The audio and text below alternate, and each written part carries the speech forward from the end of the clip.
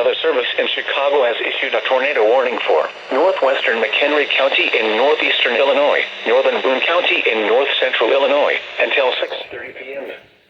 At 5:45 p.m., a severe thunderstorm capable of producing a tornado was located near Timberlane, or near Belvidere, moving northeast at 30 miles an hour.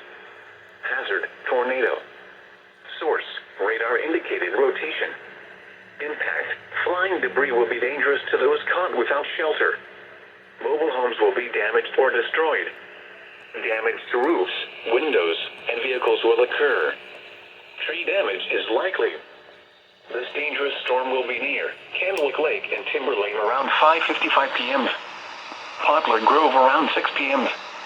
Capron around 6:05 p.m.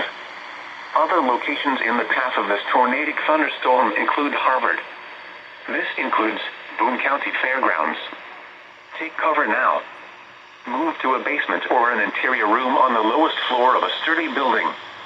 Avoid windows. If you are outdoors, in a mobile home, or in a vehicle, move to the closest substantial shelter and protect yourself from flying debris.